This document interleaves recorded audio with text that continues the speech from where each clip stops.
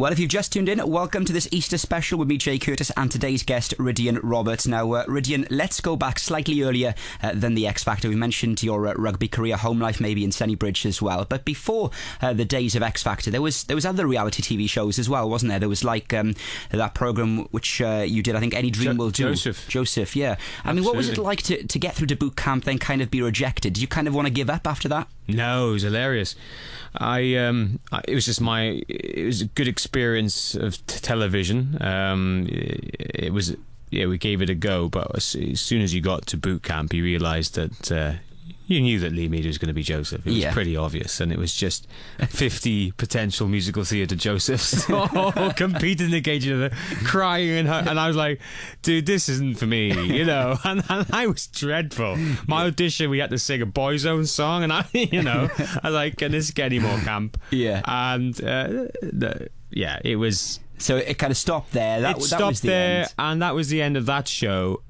But like I said, I learned a lot about how the production goes on with the television and how these reality TV shows are made in a very short period of time. And tell us about that, because, you know, there's been sort of mixed reaction when you did the X Factor. To this day, you know, lots of the people who do audition, they get mixed publicity, mixed press, and lots of them say, you know, things are a setup, so-and-so might have got through because they were spotted elsewhere. I mean, even Britain's Got Talent this week.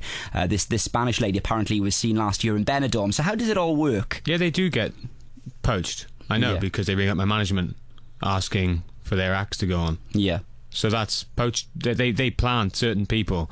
And sometimes they find good guys to plant in order for them to fall, to make their show look better. Yeah. So the talented guys don't get through, so the show must be amazing. It's not the case.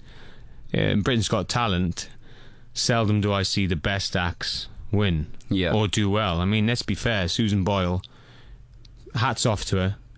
Literally taking my hat off. Yeah. But she came second and she sold 20 million albums. She's not the best singer in the world. No, by a long way. She's done well, and for her it's. But then the question is it then a show about giving opportunity to those people who might not have opportunity otherwise? And if that's the case, then it's a great show. But to answer your question, they do poach good people to bring them in and then to reject. I've got friends called Tenors of Rock. Yeah.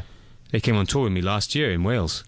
They were asked to go on X Factor this year. Yeah. They were headhunted, so they bypassed 2 rounds, only to get to the final round before they decide who's going to go on the show, the TV show, the live finals, and they didn't get through. Yeah, surprise. Well, you know, why invite them on? But then they shouldn't really be headhunting people. It should be a fair... And I'm not slagging the show off, but I'm just telling you the ins and the outs and the truth of the show. And there's a lot of manipulation that goes on with the editing. But it's a TV show, and they make a jolly good TV show. If you're at the receiving end of that manipulation, it can be a little bit cringeworthy, as in my case, 7 years ago now. Yeah.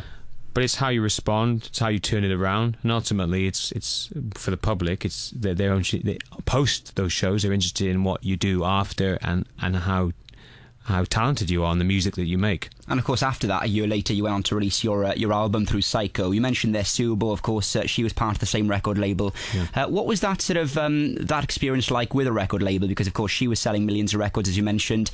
You know, yourself on the same label selling records as well. Was there kind of a competitive element? Was there somebody getting a lot more favoritism than other people in these kind of environments? Well, sure. I mean, I hit the heyday really just at the end of the glory years of music industry. So I released my first album in 2008, and it was great. I was a priority in Psycho and Sony, and we were the most successful male newcomer, and we were most profitable for Sony, and you know, they were waxing lyrical about me. It was brilliant, you know, chauffeurs here and everywhere, 5-star hotels, you know, the lot, huge budgets. And then the recession hit and there were cuts, but then Subo came along, you know, and the attention went to Subo. Yeah. And I as a business, I completely understand that. Why wouldn't you? She's going to sell albums. But it's amazing what a YouTube clip can do to the hearts of the audience, not just here in the UK, but across the pond in America, more so in America.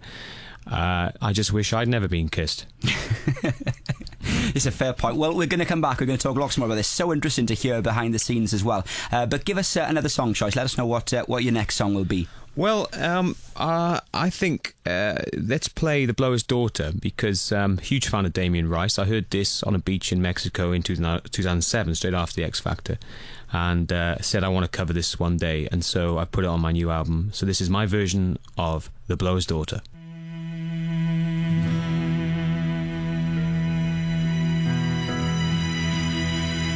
And so it is, just like you said it would be.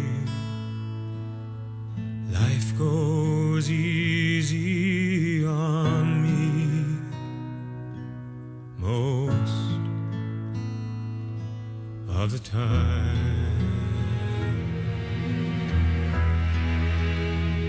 And